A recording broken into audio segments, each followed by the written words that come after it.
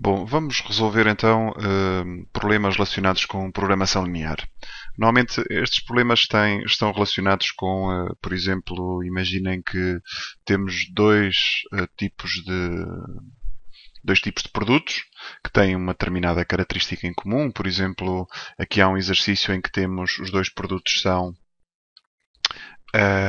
dois arranjos, em que um arranjo do tipo A tem 16 margaridas, 4 rosas e 8 violetas, o arranjo tipo B tem 8 margaridas, 8 rosas e 8 violetas, e eles perguntam, a pergunta propriamente de programação linear é esta 1.2, querem saber o número de arranjos de cada tipo de modo a obter um lucro máximo. Também há este tipo de problemas de programação linear com o custo, em que aí pede-se para saber qual é que é quantos elementos de cada tipo é que é necessário para que o custo seja mínimo, mas no fundo a abordagem do lucro e do custo são praticamente iguais. Um, Só agora, eu acho que a melhor maneira de nós percebermos estes problemas de programação linear é mesmo resolver um exercício. É a melhor forma de vocês conseguirem perceber como é que estes problemas se resolvem. A 1.1 não é propriamente o problema de programação linear, é só eles dão um exemplo em que eles dizem, por exemplo, se fizessem 7 arranjos de cada tipo, a Isabel sugeriu isso e o Dinis sugeriu 10 arranjos do tipo A e 5 arranjos do tipo B. No fundo, o que acontece aqui é que se eu fizer 7 arranjos de cada tipo, eu tenho que ver se estou a gastar mais margaridas ou mais rosas ou mais violetas do que aquelas que eu tenho disponíveis. E o mesmo acontece aqui com o 10.5. Por exemplo, com o 10.5 vemos logo que estamos a gastar coisas a mais. Porque com 10 arranjos do tipo A temos 160 margaridas ao todo. E 5 do tipo B temos 5 vezes 8 margaridas, mais 40. Ou seja, no fundo gastariam-se 200 margaridas quando no fundo só temos 192. Por isso é que este tipo não é possível. Agora, relativamente a 7 de cada, também podemos rapidamente, aqui na calculadora, ver o que é que acontece com 7 arranjos de cada tipo. Por exemplo, para as margaridas seria 7 vezes 16, falta o 7, 7 vezes 16 mais 7 vezes, 7 vezes 16 mais 7 vezes 8. Aqui não havia problema nenhum com as margaridas. Vamos ver se há algum problema com as rosas. 7 vezes 4 mais 7 vezes 8. 84 rosas, temos 88 à disposição. Estão a ver, é muito importante que, neste caso do 1.1, vermos se de facto não estamos a gastar mais do que aquelas que temos disponíveis.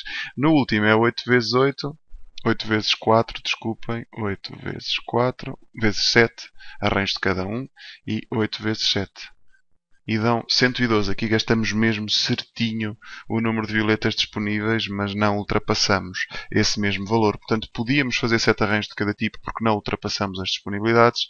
Já não poderíamos fazer 10 arranjos do tipo A e 5 do tipo B, porque para as margaridas ultrapassamos o número de margaridas disponíveis.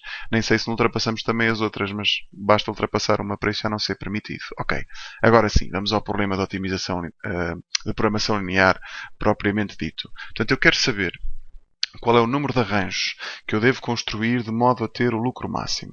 A primeira coisa num problema de programação linear que eu normalmente faço é definir as nossas duas incógnitas x e y. Neste caso, não é muito complicado descobrir o que é para fazer nesta situação, porque temos os arranjos do tipo A e os arranjos do tipo B. Portanto, nós queremos saber quantos arranjos de cada tipo é que há que construir. Então, o x será os arranjos do tipo A. O tipo A, o número de arranjos do tipo A será o x. O número de arranjos do tipo B será o y. Num segundo passo, construímos uma tabela em que colocamos os elementos que cada um destes arranjos vai ter. Portanto, todas as características. Temos margaridas, rosas e violetas. Margaridas, rosas e violetas. E também temos o lucro que cada uma delas, cada um daqueles arranjos dá. Portanto, aqui para o tipo A é 16,48 e dá 3 euros de lucro. 16,48 e dá 3 euros de lucro. O outro creio que é 888 e dá 2 euros de lucro. 888 e dá 2 euros de lucro. Numa última linha, eu costumo ter a disponibilidade. Disponibilidade. Ou então, em problemas de custo mínimo, normalmente aqui há uns mínimos que são necessários. Portanto, neste caso, temos 192 192 margaridas, 82, 88 e 112. 192, 88 e 112. 88 e 112. Portanto, este é o segundo passo, que é numa tabela inserir toda a informação. Disponibilidade, lucro, custo e por aí fora. Depois, terceiro passo, vamos construir um sistema com base nesta tabela que eu acabo de construir. Portanto, como é que esse sistema se constrói? Bem, relativamente a esta coluna aqui das margaridas, eu sei que se eu fizer X arranjo do tipo A e Y arranjo do tipo B, no fundo gasto 16 vezes X mais 8 vezes Y margaridas ao todo. Mas isto não pode ultrapassar, portanto tem que ser menor ou igual do que 192. E agora é fazer exatamente a mesma coisa para os restantes tipos de flores. E aqui 8x mais 8y menor ou igual do que 112. Uma coisa que normalmente, uma condição que normalmente aparece sempre neste tipo de sistemas é relativamente ao x e ao y serem valores positivos. Está bem? Estamos a falar de arranjos, eles nunca podem ser, não há arranjos negativos, número de arranjos de flores negativas. E no final colocamos a função lucro, que nesta situação é 3x mais 2y. Porquê? Porque temos 2 euros do tipo B, cada arranjo do tipo B dá 2 euros de lucro e cada arranjo do tipo A dá 3 euros de lucro. Só no final é que vamos pegar novamente nesta função lucro. Portanto, já chegamos aqui. Vamos ver o quarto passo. O quarto passo consiste em construir o gráfico substituindo em cada reta o x por 0 e o y por 0 e desta forma escolhemos a escala mais adequada. Este gráfico pode perfeitamente ser feito à mão. Portanto, o que eu aconselho aqui é vocês pegam neste sistema. Se quiserem, há quem isole o y, há quem faça num passo seguinte isolar o y. Por exemplo, aqui fica y menor ou igual do que 192 sobre 8 menos 16x sobre 8. Aqui fica y menor ou igual de 88 sobre 8 menos 4x sobre 8. E no último fica y menor ou igual do que 112 sobre 8 menos 8x sobre 8. Depois também podemos simplificar estas frações para ficar um bocadinho mais, com melhor aspecto, um bocadinho mais simples. Já agora vou fazer essas contitas aqui. Aqui dá menos 2x, 192 a dividir por 8. Há quem o faça, há quem não faça. Eu aqui não tenho propriamente uma preferência. Acho que vocês é que devem descobrir qual é que é o melhor caminho para vocês. Aqui fica x sobre 2 e o último, creio que deve dar 14.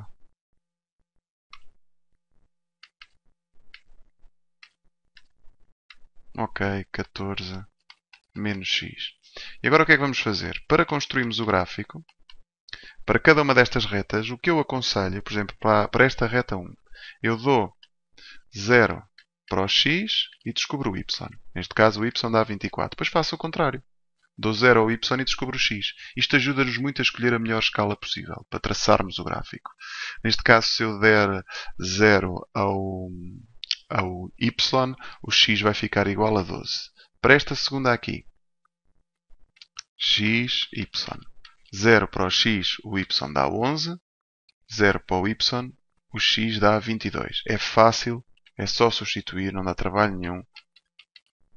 0 para o x, o y dá 14. 0 para o y, o x também dá 14. Já estamos em condições de escolher uma escala. Estas últimas aqui só querem dizer que isto está no primeiro quadrante, está bem estas duas condições.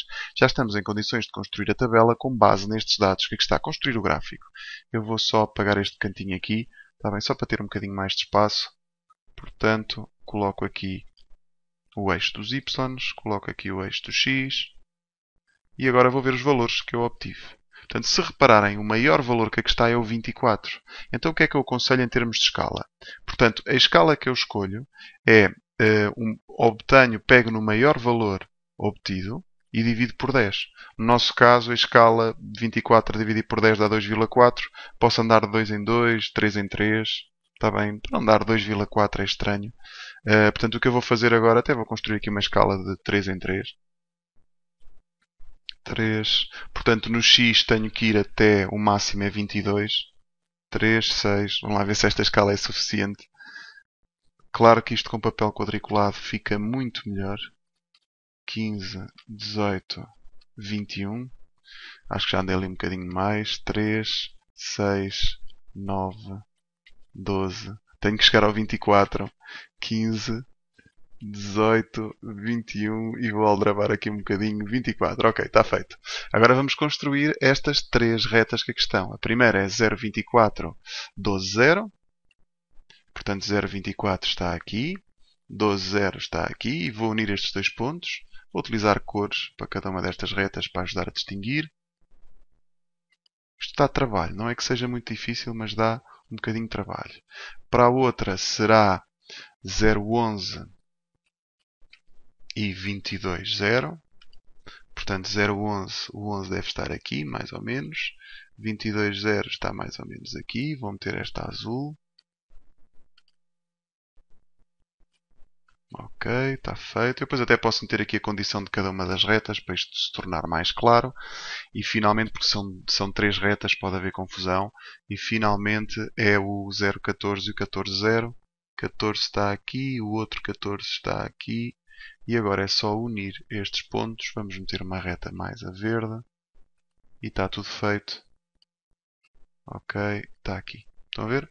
Agora o que é que acontece? Vamos pintar a área que diz respeito a esta condição aqui. Portanto, eu já representei as três retas.